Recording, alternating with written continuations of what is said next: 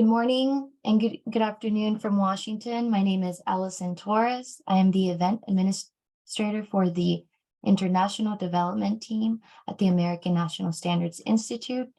Thank you for joining the Cosmetic Standardization Web Series 7 Labeling Practices. It is so great to have everyone here, and we hope that you will value today's event. Before we begin, we just want to cover a few housekeeping items. First, we ask that all participants are muted and without video upon entry, and we ask you to please use the Q&A function to submit your questions. We will have a few minutes at the end to take spoken comments and questions. Please indicate either with the raise hand or in the chat. For technical issues, send myself, Allison Torres, Sharon Okello, or Agustina Ento a direct message in the chat function. Third, the session will be recorded and presentation slides and an event summary will be posted online. Now, I would like to introduce you to Sharon Okello, Program Manager for the International Development Team at the American National Standards Institute. Sharon, welcome. The floor is yours. Thanks, Allison, for that introduction, and good morning and good afternoon to all our participants calling in from various parts of Africa, as well as here in the US. It's really wonderful to have you convening again with us for the Cosmetic Standards webinar that we have going on today. And I'm really thrilled to see some of the same familiar faces that we had from past events that we hosted over the last year. We have a bit of a tight schedule, so before we go into the program, I just wanted to start off by thanking our expert speakers who are on the panel today, as well as our colleagues from the Personal Care Products Council, or PCPC, as well as our esteemed colleagues from ARSO and its membership for taking the time to be here with us and their strong collaboration and support in coordinating this event, and as well as the entire webinar series that we've been on over the past year or so. As you may have seen from the invitation that went out, this is our final webinar on cosmetic standards. And our discussion today will be focusing on labeling practices for the cosmetics industry. Natalie, who's from PCPC, will go into more specifics about what exactly will be part of the discussion, but I really hope that the information that you will be receiving today and have received in past webinars has been and will be valuable for your work at the technical committee level and within your various ministries, trade associations, as well as other related industries that you might be representing. We do look forward to continuing to support this work where we can and seeing the cosmetic industry in sub-Saharan Africa continue to grow. With that being said, I do encourage you to speak very frankly with the experts today and ask as many questions as we have time for. I also encourage you to reach out to PCPC as well as ARSO's leadership following the webinar to get further guidance on how to take the much needed steps to level the playing field for the cosmetics sector in sub-Saharan Africa. Thank you very much for your attention, and I look forward to a very productive discussion. Thank you, Sharon. And now I would like to introduce your MC for today's event,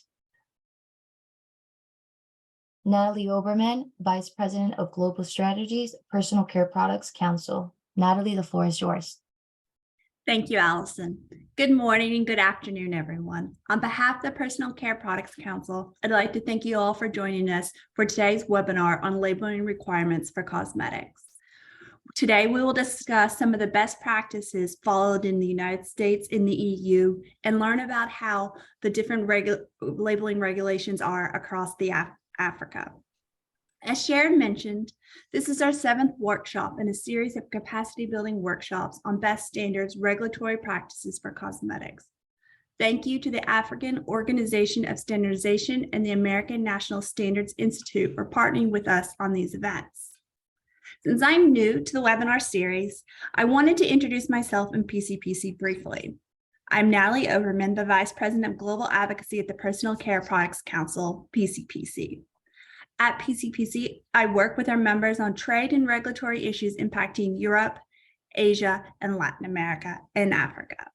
PCPC represents over 600 member companies in the cosmetic and personal care sector, including global and US-based manufacturers, distributors of finished products, as well as suppliers of ingredients, raw materials, packaging, and other services. We advise our members on legal, regulatory, scientific, and international trade matters affecting our industry globally. We work closely with our members to develop industry technical guidance documents and best practices. The global cosmetic industry believes that global alignment around cosmetic good regulatory practices and principles benefits regulators, industry, and consumers. The cosmetic and personal care industry is highly globalized. Our own experience has shown time and time again that government's adherence to globally aligned good regulatory practices supports high-quality regulation and standards that promote consumer safety, support economic growth, and reduces trade barriers. Ensuring that cosmetic labeling standards align with global best regulatory practices is important. Unique labeling requirements make it difficult and expensive for companies to place a product on the market. These significant costs could result in fewer choices and higher prices for the consumer. Furthermore, unique labeling requirements may also cause confusion to the consumer that receive the same product from outside of their country's borders. Today, we have 3 expert speakers who will present on the cosmetic labeling requirements in their part of the world. Kenesha Cromarty, Legal Staff Counsel at the Personal Care Products Council, will give an overview on the labeling requirements in the United States. Maxime Jacques, International Relations Manager at Cosmetic Europe, will present on the EU. And labeling requirements in Sub-Saharan Africa will be presented by Charles Azuka, Director of Safety and Regulatory Affairs. Following the presentation, I'll moderate a Q&A on these different requirements and questions from the audience. Now, I will turn the program over to Kenesha, today's first speaker. Kenesha is Staff Counsel for Legal and Regulatory Affairs at the Personal Care Products Council. In her current role, Kenesha is responsible for handling legal and domestic regulatory issues facing the industry, serving as a guide to member companies to assist with the compliance and in-house legal matters at the Personal Care Products Council. Thank you, Kenesha. I'll turn it over to you for your presentation. Thank you, Natalie, and hello, everyone. Good morning, good afternoon. Today, I will be discussing labeling in the U.S., so we can go ahead and get started. Next slide, please. Okay. So first up, I just wanted to just briefly discuss the labeling principles for cosmetics. So we have 4 different buckets here, and the first is safety of consumers. So the safety of consumers, this usually consists of instructions for safe use and an ingredient list. So consumers will have the information that they need to safely use products. Then the next we have traceability of the product. So this is the identification of the product, such as the name, and then the country of origin labeling. Next on the list, we have the identification of the responsible legal party, our entity, and this generally includes name and address. And then ease of trade. So the same labeling rules for imported or locally produced products apply. So for example, if a product is manufactured in the US or if it's imported from abroad, the same labeling rules will apply. And then lastly, also the US allows over-labeling, also known as stickering, to assure that mandatory country information is included on the product. Next slide, please. Okay, so the significance of labeling. So labeling plays an important role in the development and safety of cosmetic products. And so this is to convey important information about the characteristics and benefits of a product, to assure consumers know how to use the product, to allow consumers an opportunity to avoid ingredients that cause them allergies, and to provide additional requirements for safe use, such as use in well-ventilated areas. And then lastly, to include warning statements to indicate any potential harm. Next slide, please. Okay, in the US, the legal and regulatory framework consists of laws and regulations. And so we have, on the law side, we have the Federal Food, Drug, and Cosmetic Act, also known as the FDCA, the Fair Packaging and Labeling Act, also known as FPLA, the Modernization of Cosmetics and Regulation Act, MOCRA. This is new, and I'll go into a little bit more detail for the three of these. And then we have the regulations that are listed here. We can go to the next slide. So more specifically, the Federal Food, Drug, and Cosmetic Act, the purpose is to protect consumers from unsafe or deceptively labeled or packaged products by prohibiting the movement in interstate commerce or adulterated or misbranded food, drugs, devices, and cosmetics. The Fair Packaging and Labeling Act, FPLA, the purpose is to ensure that packages and their labels provide consumers with accurate information about the quantity of contents to prevent consumer deception and facilitate value comparisons. So the FDA, which is the Food and Drug Administration, they have the authority to act under these two acts. And so the FDA also they created the regulations that was listed on the previous slide. And then lastly, we have MOCRA. This is our newest act. And the purpose of this is to amend Chapter 6 of the FDCA, that's the Federal Food, Drug, and Cosmetic Act, to include new provisions for cosmetic products that create significant new authorities for the FDA. Again, the FDA is the Food and Drug Administration, and enhance the FDA's regulatory oversight of cosmetics. And I will mention the relevant updates from MOCRA and our later on in the presentation. Next slide, please. So some important definitions for labeling. We have label, of course, which is written, printed, or graphic display of information. For the FDCA, that would be on the container of a cosmetic. And for the FPLA, that's affixed to or appearing on a package containing a consumer commodity. And then for labeling, we have all labels and other written, printed, or graphic material on or accompanying a product. So that's for the FDCA, and this includes labels, inserts, display packets, leaflets, promotional literature, or any other written or printed information distributed with the product. Next slide, please. So what constitutes labeling? So it's much more than a label, so much more than just something, attached to a product or words in the product. This includes product websites, product inserts, in-store representations, so displays, promotional literature, testimonials, claims on ingredients about products, information on product packaging, and then of course your general labeling. Next slide. I see that my hand is raised. Just wanted to remind you that we will be taking questions at the end of the presentation, so we'll answer your questions at that time. So what goes where? So for the location, typically the FDCA, the instructions for the FDCA are to put labeling on the inner part of the packaging, and FPLA focus on the outer packaging. So what I mean by inner and outer is that, so say for example, you have a product that's inside of a box. So the product that's inside would be the inner labeling, the box, any information on the box would be the outer labeling.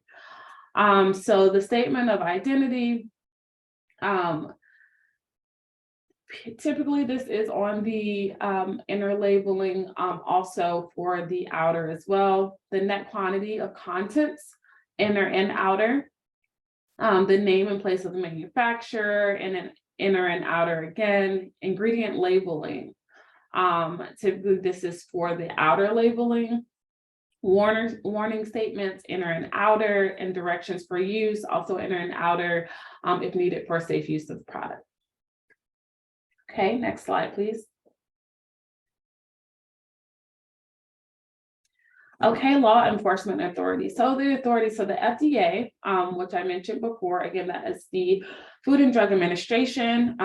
They regulate cosmetics under the authority of the Federal Food, Drug, and Cosmetic Act and the Fair Packaging Labeling Act. And those are the two acts that I went over in the previous slides. So the FDA may conduct examinations and investigations of products, inspect establishments in which products are manufactured or held, and seize adulterated, which means harmful, or misbranded cosmetics. And misbranded means incorrectly or deceptively labeled or filled cosmetics. And then the adulterated or misbranded foreign products may be refused entry into the United States. And so on the enforcement side, to prevent further shipment of an adulterated or misbranded product, the FDA may request a federal district court to issue a restraining order against the manufacturer or distributor of the cosmetic that's in violation. And the FDA may also initiate criminal action against a person violating the law. Next slide, please. So what information is required on a cosmetic label and what does it look like? Next slide. So the statement of identity. So this identifies the product to the consumer. So, what is this product about? And so the statement of identity must appear on the inner and outer container. And one of the following terms must be used for the statement of identity. So the common or usual name, so what that product is usually commonly referred to as. Then you could also use a descriptive name or a fanciful name when the nature of the cosmetic is obvious to the consumer. So something that's created, but also very obvious what that product is. Or an illustration or a vignette representing the intended use of the cosmetic product.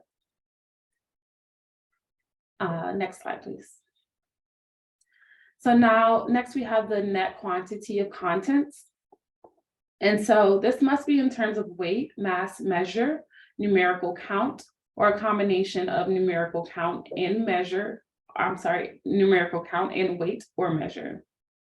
It must be expressed in English units and may include SI metrics, the SI metric system. Also, the net quantity of contents, it must be on the bottom 30% of the public display panel and lines generally parallel to the base. So the public display panel, that's the part of the product that is easily seen when a customer is purchasing a product. And so as you see on the illustration here, it must be displayed on the bottom 30%. So typically this is what it would look like. Okay, next slide. So name and place of the business, so of the manufacturer, packer, or distributor. So it must appear on both the inner and outer containers of a cosmetic product. And then as appropriate, it should be qualified with a phrase such as distributed by or manufactured for. And this is typically if the manufacturer, packer, distributor, they're different. So to make sure you're properly identifying, you can use those qualifiers. It cannot use a post office box as an address. And then the street address may be omitted if it can be found in a current city directory or telephone directory. And then I mentioned the MOCRA update. So this is the newest act that we have. And the update is that manufacturers, packers, or distributors of a cosmetic product whose name appears on the label are required to list with the FDA each cosmetic product, including its ingredients and information about where the cosmetic product is manufactured, and update cosmetic product labels to include contact information. Okay, next slide.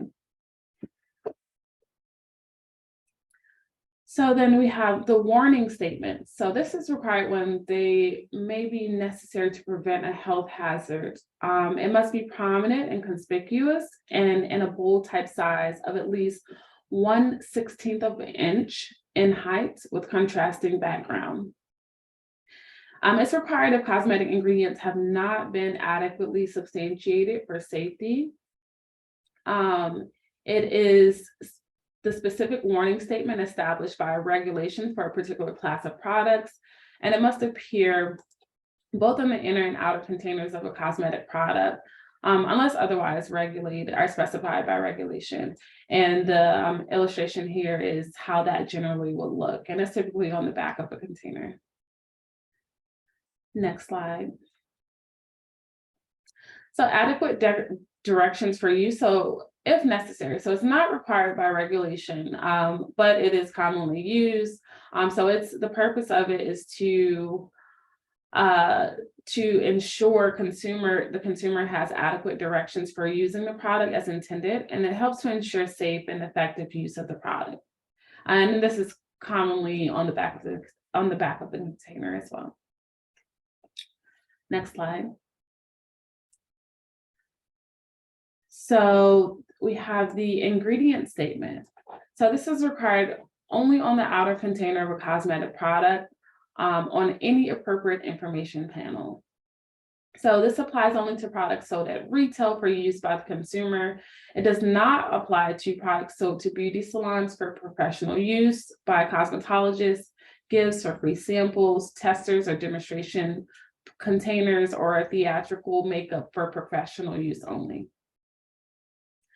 The FDA regulations recognize INCI. So INCI are short terms used internationally to identify cosmetic ingredients. And then the exemptions for the ingredient statement is fragrance, flavor, may contain, and other ingredients. And the purpose for these specific ingredients is to protect trade secrets.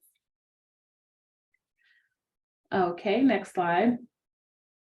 And so the cosmetic label review checklist, the things that are needed: identity statement, name and address, ingredient declaration, warning statements, and net quantity of contents. The small package exemption, off-package labeling, so the off-packaging ingredient labeling is permitted if the cosmetic is held in tightly compartmented trays or racks, if it is not enclosed in a folding carton, and the package surface area is less than 12 square inches. So if these are in scope, or if this applies, then off-packaging labeling is permitted. Next slide. And then the MOCRA update. Again, the MOCRA is the most recent act for cosmetics. And so the update for that is that mandatory allergen labeling. So MOCRA requires the FDA to determine by regulation fragrance allergens that must be disclosed on cosmetic labels. And this labeling requirement applies regardless of whether a cosmetic product is subject to drug or device regulations. So this is something that will be updated in the near future. Next slide. And again, questions, we'll take questions once we've gotten to the end of the presentation. So feel free to, at that time, raise your hand or submit your questions in the chat, and I'll answer those questions at that time. Thank you. Thank you, Kanisha. We'll now turn to our second presenter, Maxim, who will present on the labeling requirements in the European Union. Maxim steers the Cosmetic Europe's regional and issue-related expert working groups and takes part in the discussions of different international regulatory cooperation forum, ICCR, and International Association Collaboration, supporting cosmetic innovation, safety, and sustainability. Thank you, Maxim, for being here today. We look forward to your presentation. Thank you very much, Natalie, and good morning, good afternoon, everyone. It's a pleasure to be with you again as part of ARSO webinar web series. So today I'm here to talk about the labeling requirement for cosmetics in the European Union. And in the next slide, you have a brief presentation with regard to Cosmetics Europe. Cosmetics Europe is the European trade association for the cosmetics and personal care industry since 1962. I am based in Brussels. I am representing the interest of member states and industries for cosmetic beyond Europe.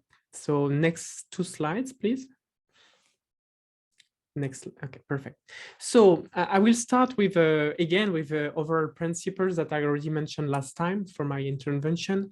You know, we all agree that every cosmetic framework around the world is aiming for the same objective, which are the deliverance of safe, high quality and effective personal care product to consumer. We talked about the SQE principles.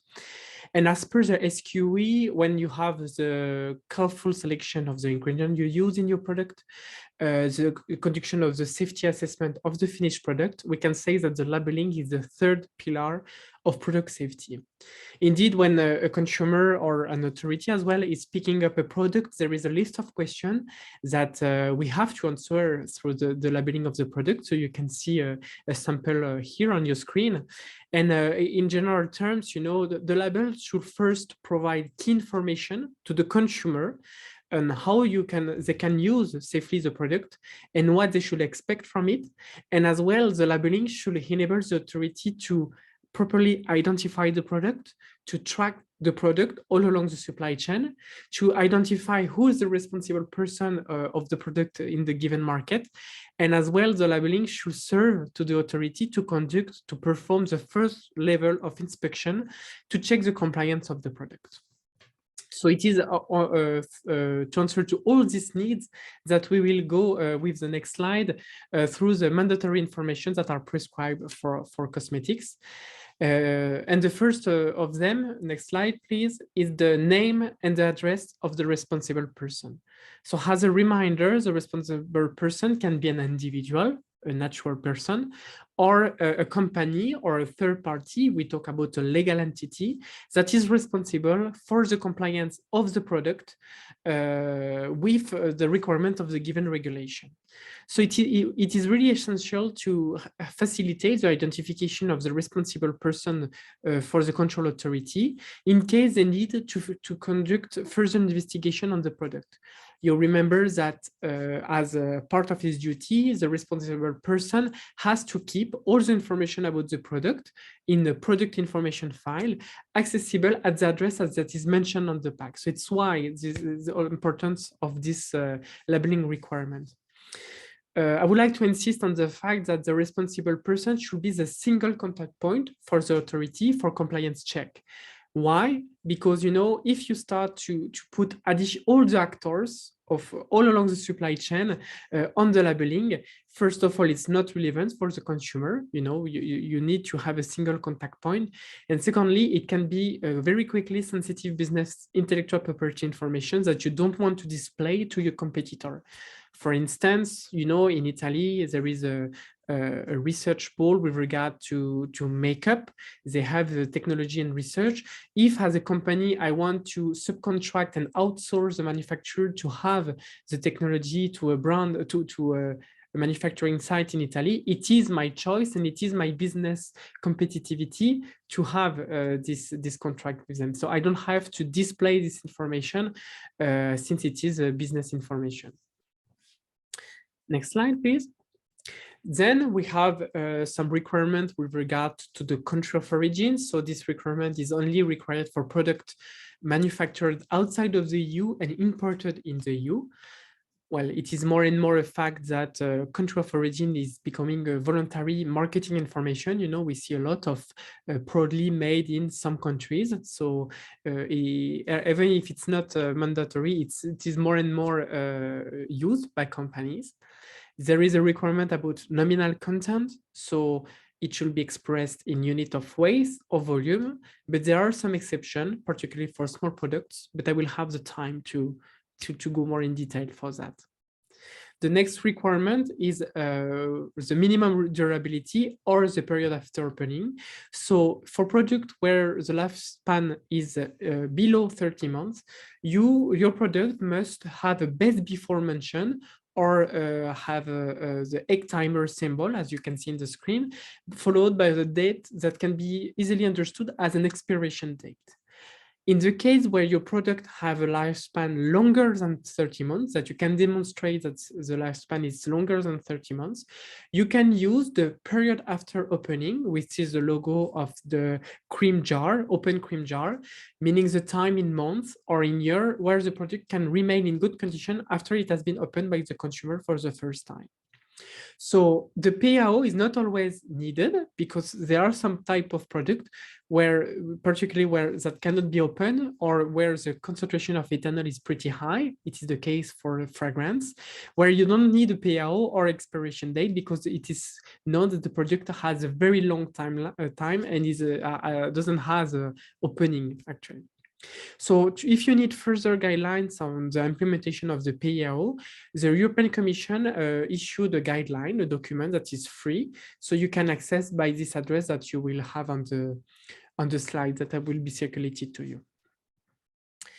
Next mention that should be figured on the labeling is the list of ingredients. So first of all, the ingredient listing should be preceded by the term ingredients, so everybody can identify it. And then the ingredient should be ranked in descending order of concentration in the product. Something that is very important is that ingredient must be expressed using the common ingredient name set out in the European glossary. So you have a link to this glossary. It is regularly updated to incorporate the progressive update of the INCE nomenclature. And it is particularly important that we use the INCE because it means that around the world, there are different authorities, health professionals, industry, consumers that is referring to a single nomenclature, so everybody can understand the composition of the product, regardless where they are in the globe and where they buy the product. If, for instance, if you're traveling and you're buying a product, you can understand the composition because you're referring to the INCE. Next click, please, so we can see the second part of the slide. You know, in the case of product, when you have a perfume or sometimes a flavor, such as in toothpaste, a perfume mixture should be labeled as perfume or aroma. And there are two important points according to that. First of all, particularly for perfume, you know, most of the time it's composed of hundreds of ingredients that are brought by different natural origin. It's not always easy to identify the exact composition of the perfume, the exact concentration. So there is a technical issues that, you know, the labeling of perfume helps. And the second aspect is as well with regard to the intellectual property. For some very famous fragrance industry and fine fragrance, you know, the perfume is really linked to the identity of the brand, of the product. And if it was requested to display all the composition of the perfume mixture, then you will be displaying a very sensitive business information. And so, for instance, you will facilitate the counterfeiting. So aware of this challenge, the European Commission allowed to regroup all the fragrance ingredients under perfume mention. So it's protecting the companies, and also it enables the technique to accommodate the technical challenge. However, and because there is a safety concern, certain fragrance ingredients that are known to be allergens have to be labeled on the ingredient list if they are present above 10 ppm in a leave-on product and above 100 ppm in a rinse-off product. Those allergens are listed in the Annex 3 of the European regulation. If you use a color ingredient, you should refer them to their color index numbers, the CI number. So as again, it's enabled international naming system and recognition. And in the case that, for instance, for decorative cosmetic, when you have a palette of makeup with different shades and different colors, or for instance, a foundation line where all the different colors has the same base, but can have different colorants at different concentration, you can refer to the main content where you list all the potential colorant you might find in your palette under brackets. Or you can also use the plus minus symbol. So it's really, it enables the company to accommodate a unique list of ingredients instead of labeling every shade. Next slide, please. There is as well a mandatory requirement to display the warnings and precaution for use on your product. So the labeling should carry any relevant information that may be necessary for the safe use of the product. So be careful, we're not talking about instructions where, you know, instruction is with regard to how often you should use the product, whether you have a particular ritual, which quantity of product you should use. Is there any combination with other products? The precautions for use are really a safety instruction. For instance, the need to conduct an allergy testing on your skin before using the product is very typical for hair products. Some warnings such as avoid contact with the eye, use only for external part of the body, or as well any behaviors that you have to follow when you are the product enter in contact with non-intended areas. So the precaution for use can either be imposed because you use a particular substance that is listed in the Annex 3. For instance, if you use a substance, you have to label a specific requirement, or it can be as well the choice of the safety assessors that, following the safety assessment of the finished product, request the labeling of precaution for use for safe use of the product. And then the final mandatory labeling is the batch number. So next slide, please. The batch number of the batch reference is very important since it enables to identify and trace out the manufactured finished product, all the compounds that enters into its composition, and as well all the third parties that entered in contact with the product all along the supply chain. So it is very essential information for several cases. First, it enables to trace out all the stakeholders that entered in contact with the product. For instance, the product is found in the shop, but before it was distributed by this person, it was imported by this other person, it was manufacturing in this manufacturing site. So you can really have a tracing of the product. It's really useful as well in case of product recall. So it helps the authorities, the supply chain and the consumer to identify the product that is recalled. And as well, in case of serious adverse effects experienced by the consumer, you know, it enables to make the link between which product trigger which adverse effect to the consumer. So the regulation does not prescribe a specific format for the batch number. It should be an internal code chosen by the responsible person. However, the internal code should be robust enough to enable to trace the product properly. So that's it with regard to the mandatory information.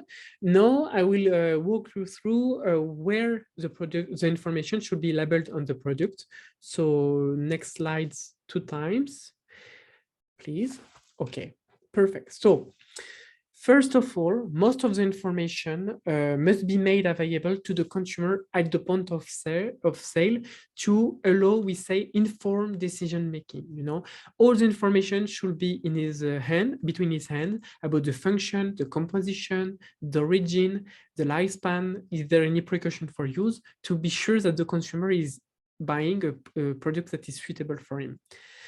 As well, as per the Article 19 of the cosmetic regulation, it is said that cosmetic product shall bear the information in indelible, easily legible and visible lettering.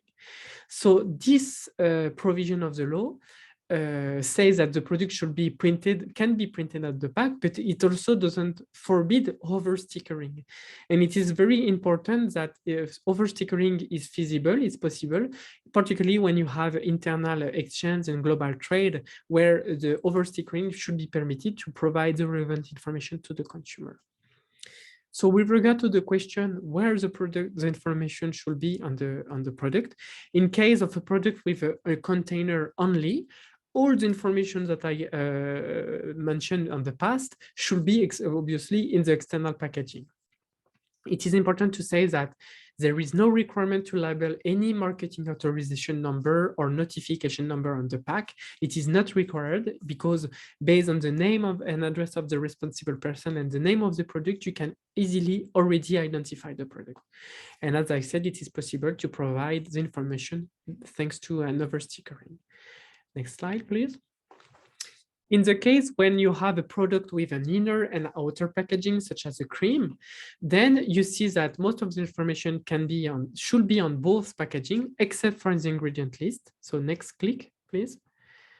When you can see that ingredient list can be only mentioned on the outer packaging. It is particularly convenient because some anti-aging cream, for instance, have more than 30 ingredients.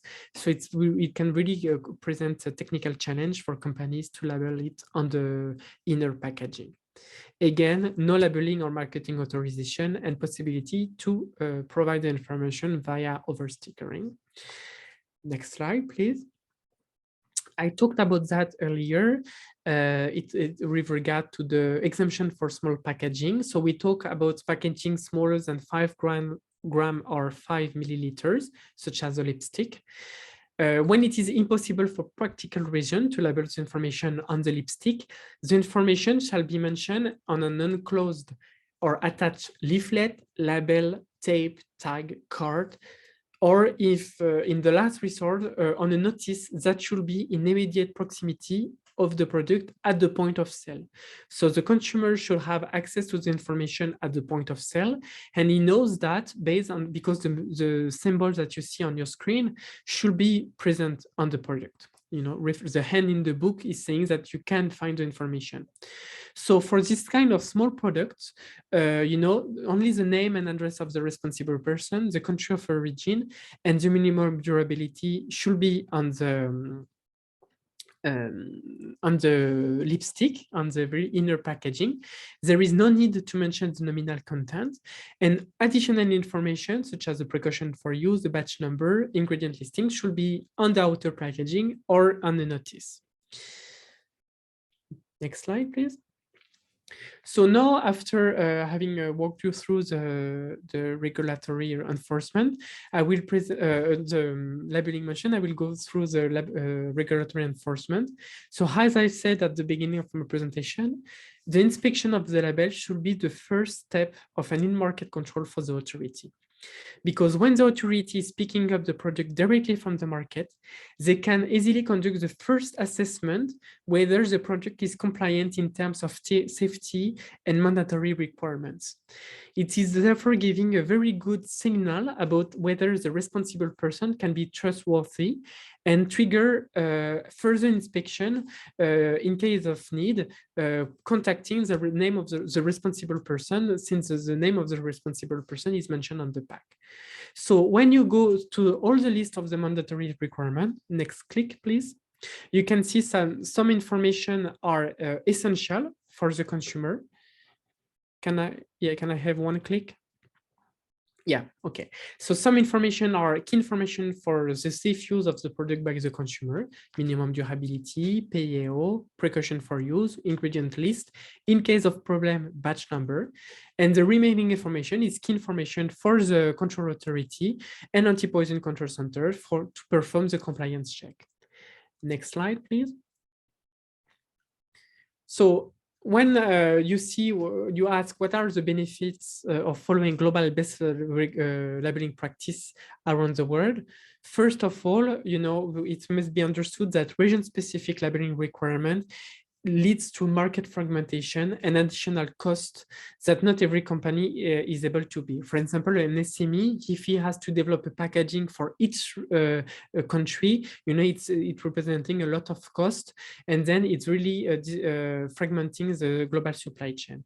So uniformity of the requirement usually favor greater circulation of the goods all across Sub-Saharan Africa and beyond, and therefore fruitful trade and growth of the sector.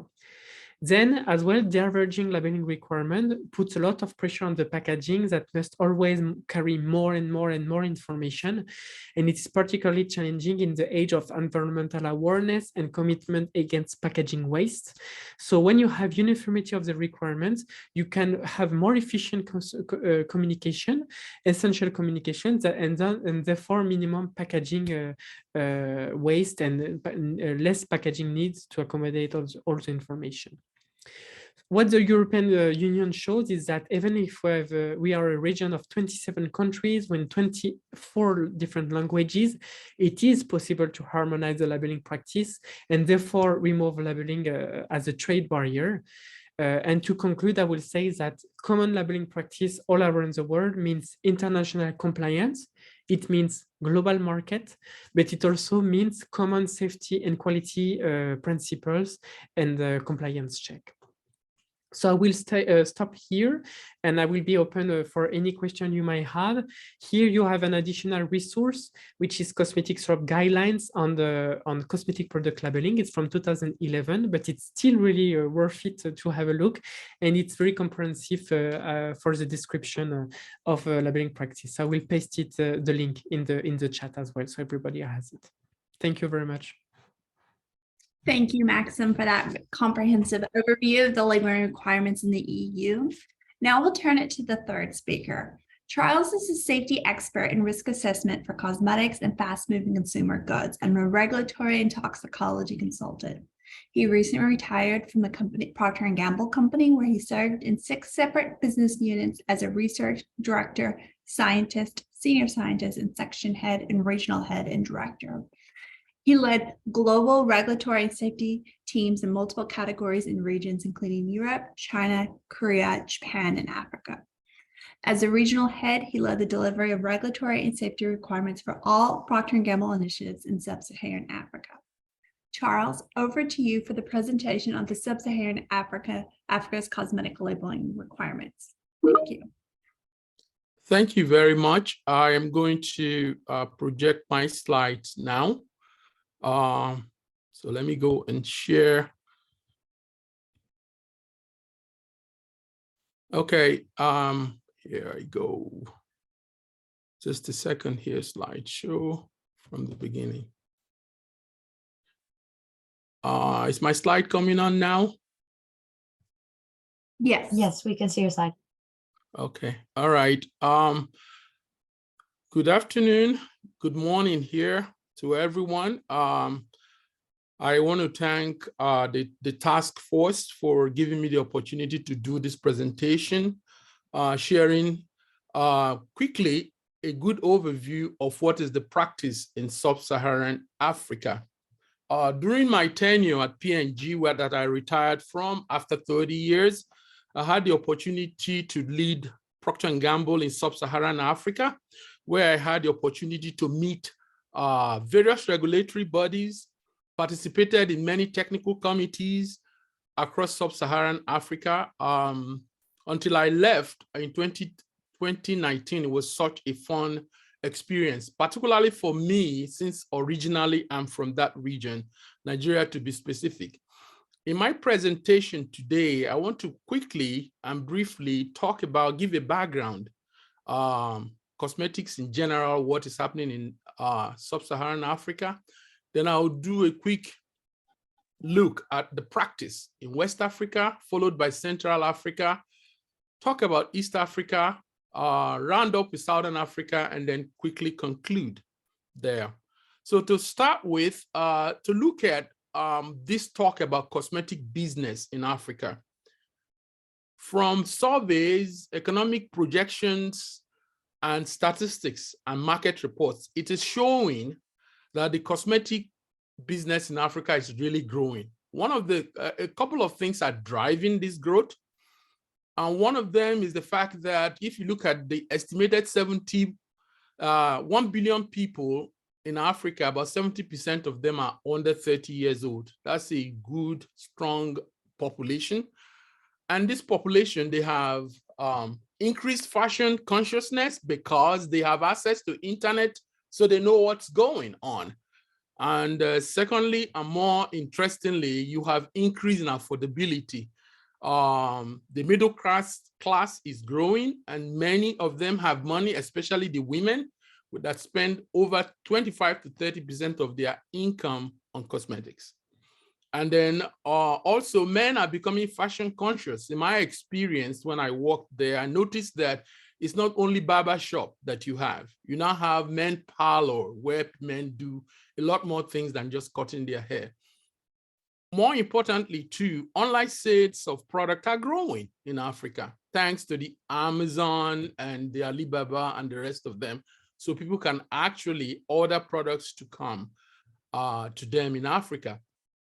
Lastly, there is the trend of the fact that you have the demand for Afrocentric products. You see people in Africa, my experience is that they want products that will meet their unique needs, their hair, the skin color, and the rest of them. So there is this demand for products in this direction. As a result of that, you begin to see that labeling these products that come into Africa in terms of cosmetic is very important and relevant. So you look at what kind of cosmetic labeling, what are the principles? I will not repeat what my able earlier speakers have said about who the information is for, which is a communication from the manufacturer about the products and the ingredients, their intended use, also so that the consumer can make an informed choice. For regulators, is where I'll talk a little bit, is the fact that in Africa, like many other regions, the regulators in Africa, they want to have a better, I use the word better handle, because that was my experience, better handle of what is in the commerce. For a couple of reasons. Unlike many other regions that you have in the world, there is a lot of chemicals and products there that find their way into Africa. So regulators want to ensure that they can reduce counterfeit products that are present in Africa. From statistics and surveys, what you will see in Africa is that cosmetics are one of the most counterfeited products in Africa. So a lot of people dump products in there. And as a result of that, you will see uniquely, as I run through my presentation, that you find that a lot of regulators will require product approval, permit before you can market, so that it will enable them to have some control. That has its own challenges, but it's the way they go about it. And I know the task force and many other parts of the world are working with regulators in sub-Saharan Africa to ease this requirement for permit and approval before you can market. The last item is that regulators want to enable trade and promote the local industry. So you look at, just to start, the last speaker and the one before talked about some of the core items that are required. In sub-Saharan Africa, you will look these requirements that were mentioned and described effectively and efficiently earlier: the brand name, the product statement of identity, the lot or batch number, expiration date, manufacturer, warnings and ingredient labeling are central to most of the requirements in sub-Saharan Africa. One area of divergence or difference is the fact that you need a government permit or approval before you can market.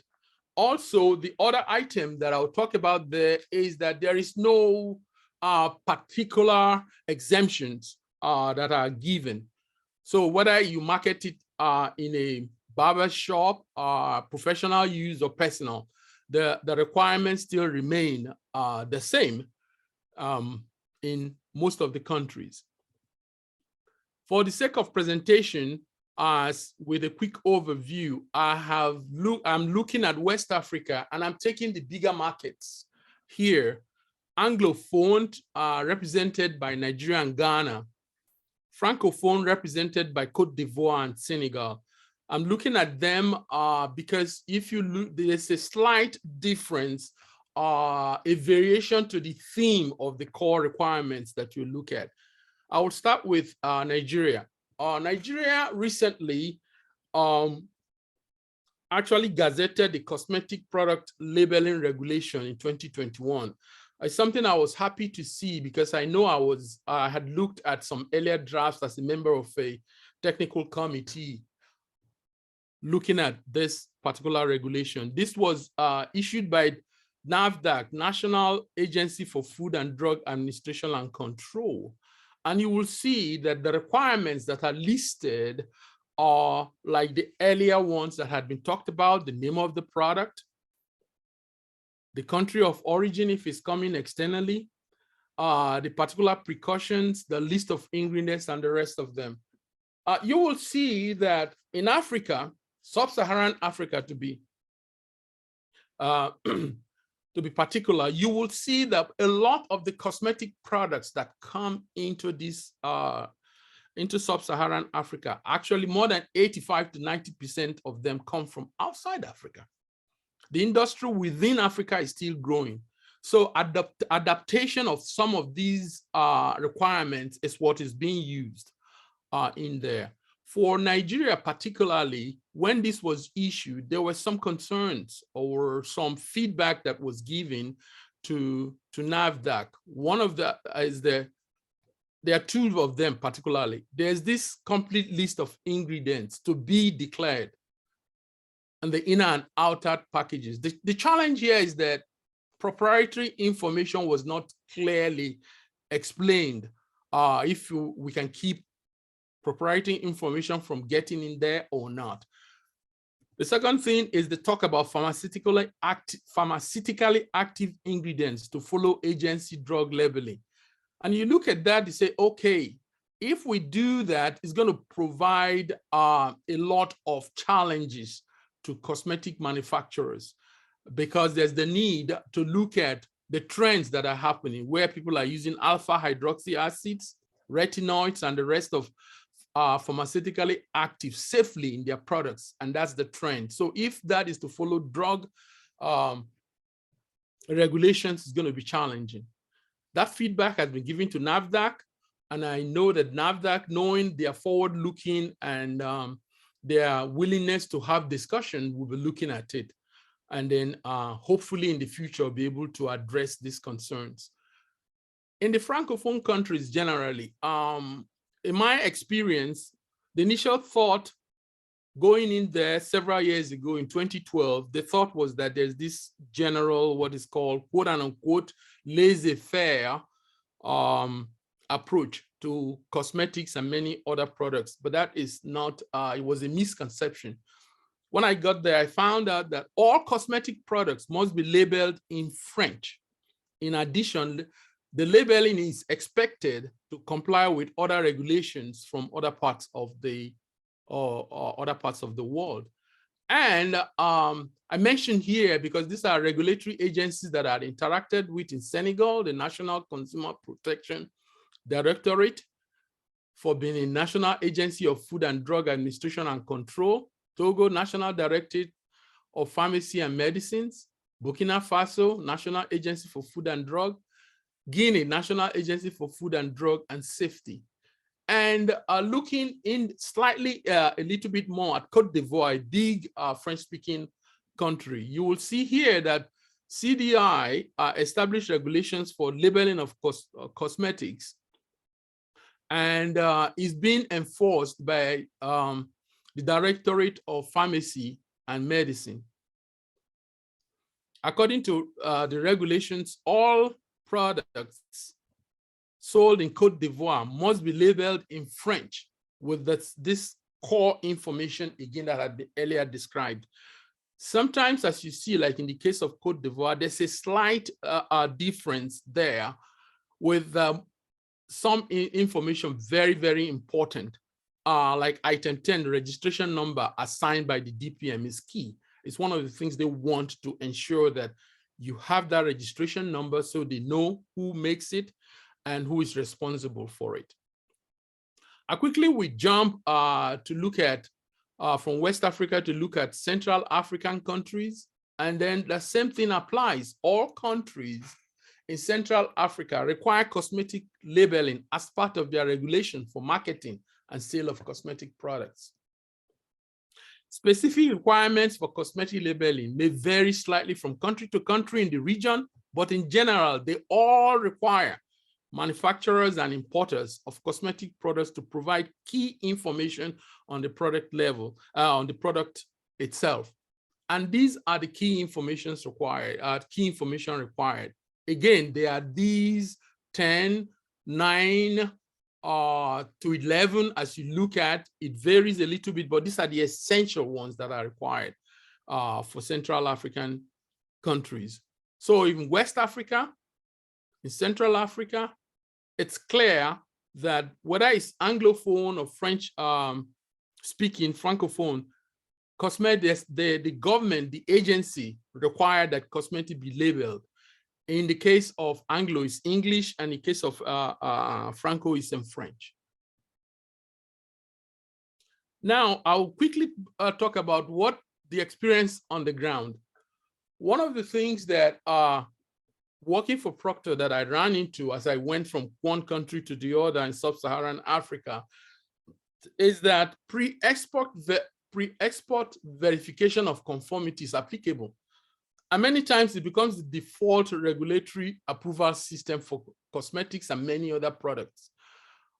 This is executed by third-party testing agencies like SGS, BV, and the rest of them.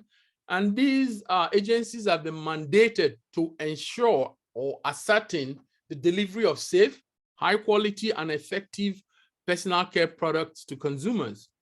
And so you find on the ground that becomes almost the default, especially in a lot of the French speaking countries. So when you plan your product many months ahead, you have to deal with these agencies themselves to help you get prepared for approval so you can get the certificate to go ahead and market your products in there. However, there are some challenges which I really want to point out as we look at labeling and cosmetics in sub-Saharan Africa.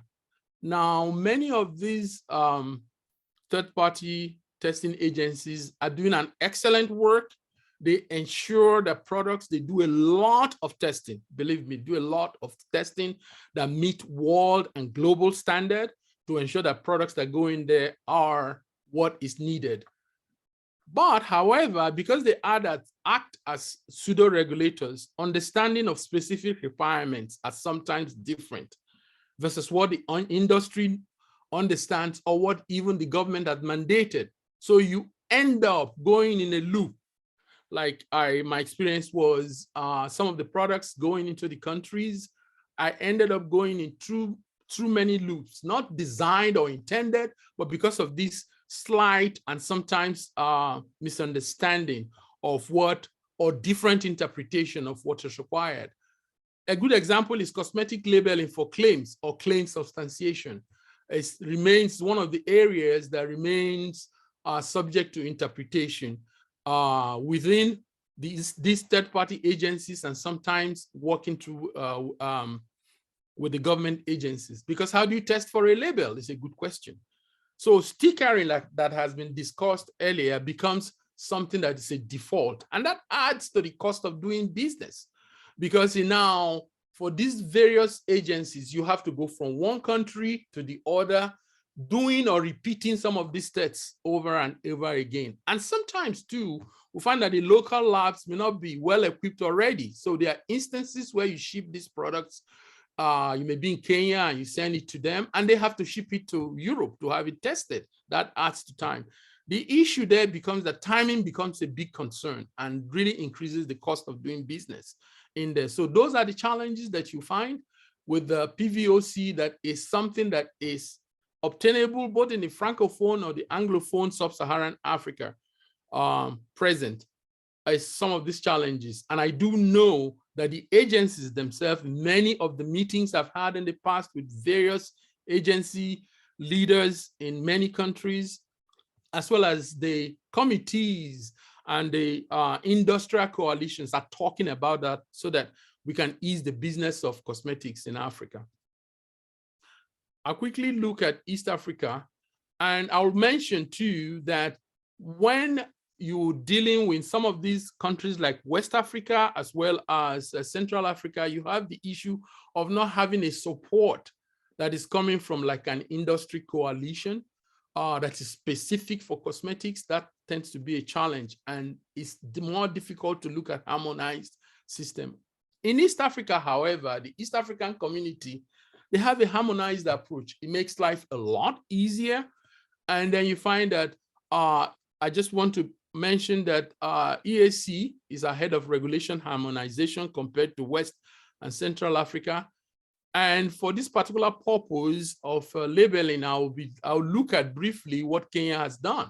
Because I remember in 2013, 2012, 2013, when the draft was being written, I was a member of the technical committee that looked at it. And so you look at the Kenya labeling of cosmetic that was provided by or led by Kenyan Bureau of Standards, an organization that I worked with, and their forward-looking approach and their collaborative efforts were very helpful. And so you have the Kenya EAS 346 standard that mentions general requirement for cosmetic labeling. And this particular proposal had been accepted by the EAC. Is now in a workable form. It's now regarded as the regional guide, the EAS 346. I want to mention that when this was drafted, it was a lot of joint effort. The government, the industry, professors from university, and other stakeholders enabled the input to derive a guide that fed into regulation that is was used eventually, that is helpful. Again, the key labeling requirements mentioned most of these key core requirements, like a labeling must be in English or Swahili, and then the name and address, the country of origin if it's external, a batch number, storage conditions, and the rest of them.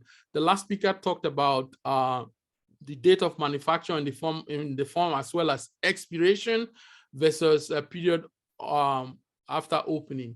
All these are incorporated, and which one is applicable if it's something that is less than 30 months or beyond 30 months, then one will have to include that in the labeling. I also quickly want to talk about Southern Africa. Southern Africa is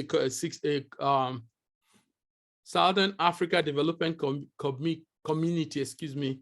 It's a regional organization of 16 members.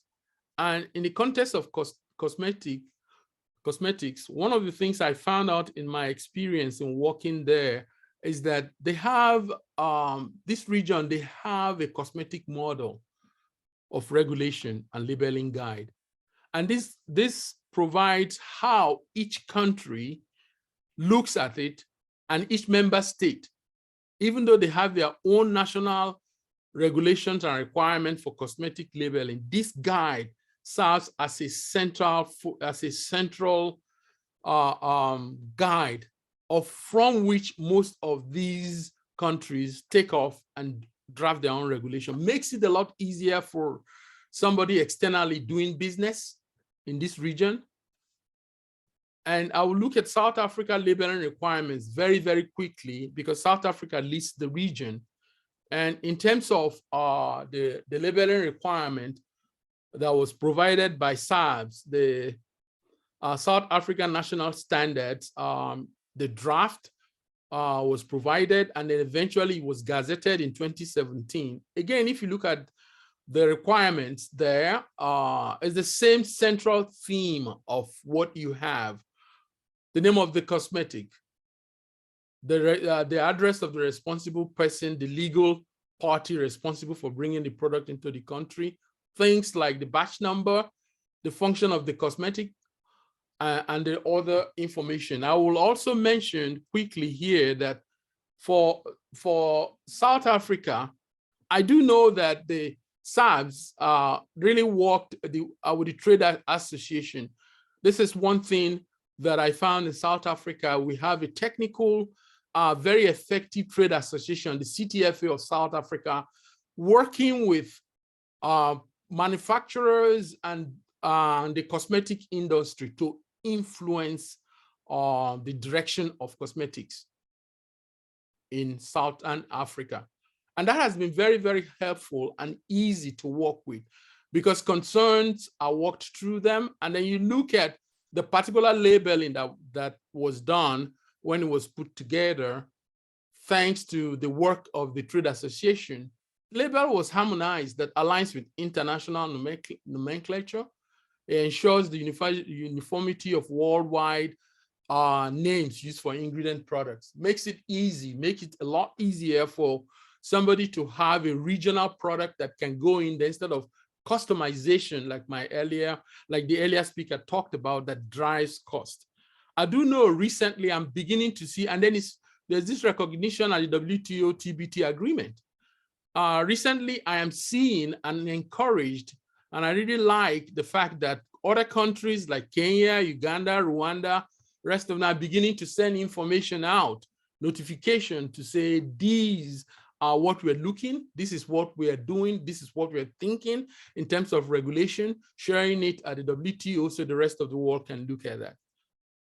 So in summary, I really want to say that quickly, the cosmetic business in Africa continues to grow, and it will continue to grow, especially the demand for Afrocentric cosmetics are really very high, and they will continue to be high in there because of the fact that in the region, most people are looking, I want something that suits my hair, made for me, that is safe, that is natural, and something that meets the color of my skin. The other thing is the fact that labeling requirements and guidance, they vary within regions and from country to country in sub-Saharan Africa. That's one of the things that you're going to find as you move, even within a particular region, whether it's central or it's in West Africa, you find that they really vary a lot. And then some of the things that do come up, you have challenges in terms of priority, capacity, and capability of regulatory agencies. And this is unlike what you look at the FDA or what happens in Europe. Most regulatory agencies have this huge responsibility. One regulatory agency addressing so many items, health, food, agriculture. So as a result of that, priority for cosmetics tend to drop. Not intentionally, but the priority drops. So as a result of that, when it comes to cosmetics, there's a lot of catch-up that is being played here. And that's why, to me, the role of industry, whether it's foreign or local, to speed up the catch-up process is very, very vital. In my experience, partnership with regulatory agencies is very, very critical, because they are able to look at items and then listen. And that's one thing I would say. Most of these agencies I worked with when I was working in sub-Saharan Africa are open. They are willing to work with you. They are willing to listen, especially if you can hear and understand their side and their perspective, where they are coming from. So partnership with them actually results in very good progress being made. And to me, one of the things, as we look at the fact that Afrocentric cosmetics are coming, it's important to have local cosmetic industry members come up and join some of these technical committees and discuss. So it's something that should be encouraged and supported. Lastly, I want to talk about the fact, my observation, that there is this need to have a cross-regional fertilization of ideas and experiences to be shared. It would be wonderful for me to, when I was there, to be able to look at products that are going to West Africa, that I can move to Central Africa and be able to have regulators talk across region. This is something that I still find challenging. I hope it's improved over time so that people can talk about what is working in your region for a particular product, maybe hair care. What are the best practices? So I don't have to reinvent the wheel in this region. And discuss what are the common grounds. How did you go about improving this or approving that? What kind of label did you require? And then also a big challenge that we have is this intra-regional movement of products. When I worked for Procter and I represented Procter in sub-Saharan Africa, to get a product to go from one country in one region to another sub-region, it's as difficult as me importing the product itself all the way from Europe. Even in some cases where we have manufacturing facilities in Ibadan, in Nigeria, to be able to get that product to go from there to Ghana, it's as difficult as getting it from Europe. So those are some of the things I would list, and then I've listed some references here. And I really want to thank you for your time, and thank the task force for giving me the opportunity to talk. So that's my presentation. Thank you. Thank you, Charles. Thank you for that great presentation. We will now open it up to Q&A. I think I'll take the first question. You know, as Charles mentioned, it is difficult to move goods across the African region due to the divergence of regulatory and standard requirements for labeling. I wanted to mention recently in free trade agreements, trade ministers have realized even the divergence of labeling requirements and how that does create trade barriers in the move of goods. And so labeling commitments have been enshrined lately in free trade agreements to reduce these regulatory divergences and trade barriers. For example, it is now within free trade agreements that cosmetic products stickering supplements should be used for product information so you can comply with the other countries' domestic requirements for labeling. So on that, seeing that we see trade ministers look at that when they do free trade agreements, I wanted to ask the question, and Charles, this one is for you. I hope you're able to get a break, but apologies. It is, you know, how can the sub-Saharan Africa, how do you recommend can really drive, you know, convergence on labeling for regulations? How can labeling harmonization, what are your recommendations to see that happen between the sub-Saharan Africa? How would you recommend we go about that dialogue, or regulators start that dialogue? Well, I think from my experience, one of the things that I would say is this: it's essential, it's very necessary, it's impacting the business of cosmetics in Africa. So the thing there is to begin to have this cross-fertilization and discussion of ideas. If you look at it, I just went through the requirements quickly in various regions. We have more in common than our differences. So instead of looking at we all harmonize and have one shoe fit all, or one size fit all for all shoes, it's important to look at what areas can we converge?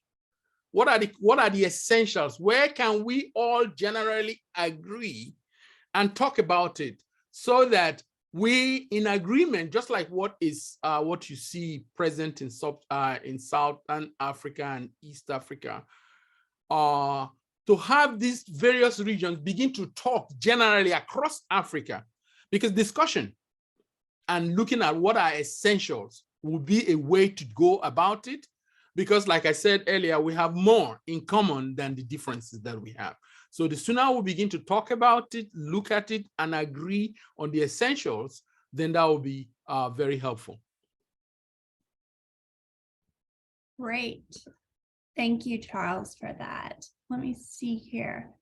We have another question here. Apologies, a lot of questions here at the end.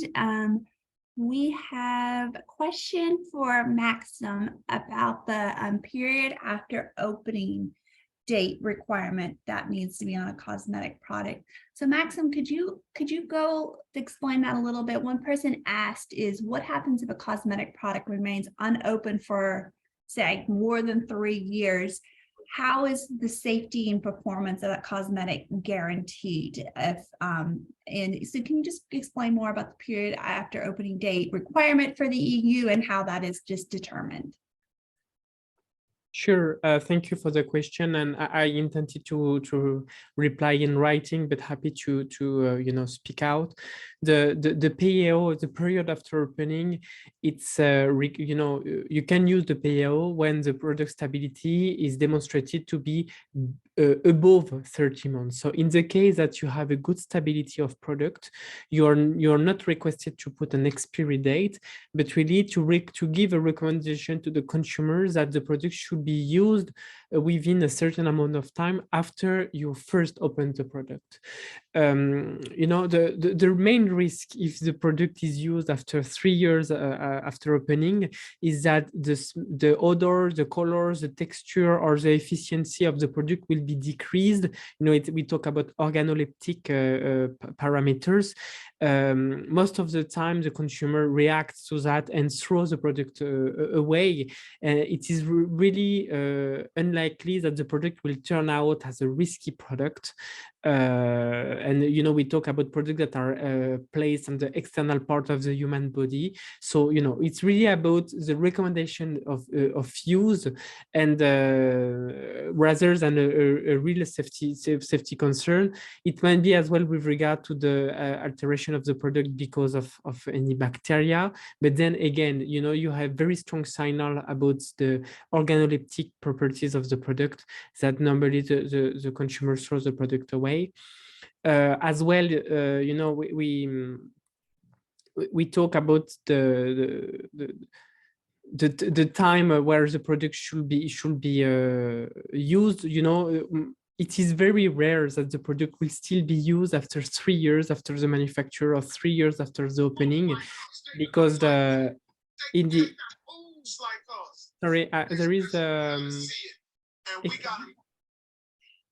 my goal is to help bridge this gap. Agostina, there is your microphone switch on. Thank you. So yeah, it is very rare that the product will still be used by the consumer after more than 3 years. We are fast-moving consumer goods. Most of the time, the consumption of the product is really fast. And it is how the Commission set the 30 months of of stability, because after 2.5 years, it is most likely that the product will have been purchased and used by the consumer. Thank you, Maxim. I know we have reached our time at 9:30, but I really will try to follow up, and we'll go work with Nancy to get to the speakers to follow up with these other questions that are in the chat. And as it's been mentioned, that the slides will definitely be shared with everybody today. Thank you to the speakers for their presentations on how cosmetic labeling is handled in their part of the world, and discussion on labeling best practices. We hope the participants today found the webinar and dialogue helpful. PCPC looks forward to continuing the dialogue with ARSO and with other African standard bodies to further discuss how regulations and standards for labeling in the African region continue to move towards greater convergence, regulatory convergence. In the meantime, please feel free to reach out to the PCPC as a resource if we can be of any help. Thank you so much. And Sharon, I didn't know if I needed to just turn it over to anybody else, or I didn't. Yes. Thanks, Natalie. We'll turn over to Philip Okun, who will give some remarks on behalf of ARSO. Thank you. Thank you. Hi, Philip. Hi, Natalie. Thank you very much. First of all, we want to register our apologies from the ARSO Central Secretariat and on behalf of the Secretary General. We really had to reschedule, and we could not reschedule anymore, and it had to take place today. At the same time, our stakeholders had organized an event today that we are doing with the ISE competition national coordinators, because time is running out. So that one also consumed our time, and that's why we did not start immediately with you. But I must take this opportunity to thank Sharon and to thank Natalie for kicking it off, and it has gone very well from the feedback that we are getting from the members. On behalf of the Secretary General, ARSO, who is also could have participated, but also we have awareness creation in Addis Ababa that they have attended. So we want to take this opportunity to thank all our stakeholders, to thank all our members on a short notice, as we talked last Thursday when we were having the other webinar about how you have come in good numbers and participated and joined. You have really surpassed my expectations on the participation, and I want to thank you very much for the great response. As we move forward, this one was our last webinar series, but we are looking forward, as we had discussed even earlier, that the 2023 and our strategic plan 2022 and 2027, there are so many opportunities where we can work together to create more awareness on the needs of cosmetic quality products in Africa.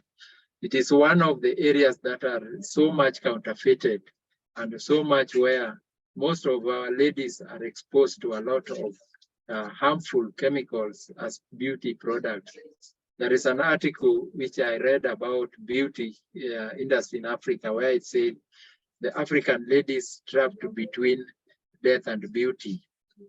The situation whereby we have counterfeited products in the cosmetic industry that are very harmful to the health of our ladies and to the health of our children. So it is a great opportunity that we can continue working on an issue of standards harmonization, conformity assessment, and all the rest.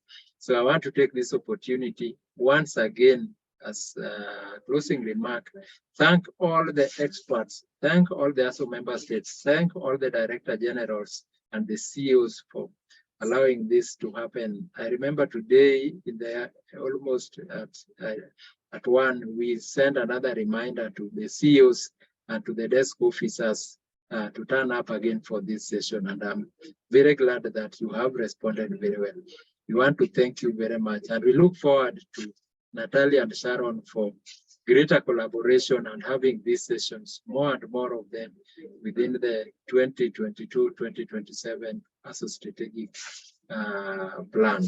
Thank you very much. And we say God bless. Thank you. Thanks, Philip, for those remarks, and Natalie, as well as our expert speakers who spoke really well and gave a great general picture of the state of affairs in various parts of Africa. It was really formative, and I really hope that all our participants have got something valuable to take with them and to continue the conversations within their various technical committees and associations and other related fora. With that being said, our webinar is final or complete now. Feel free to reach out to Natalie and others if there are questions.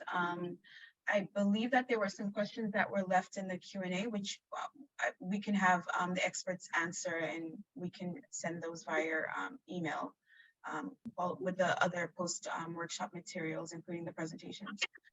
So yeah, keep a lookout for the recording and our PowerPoints, and we look forward to seeing you again at a different webinar event. Thanks again.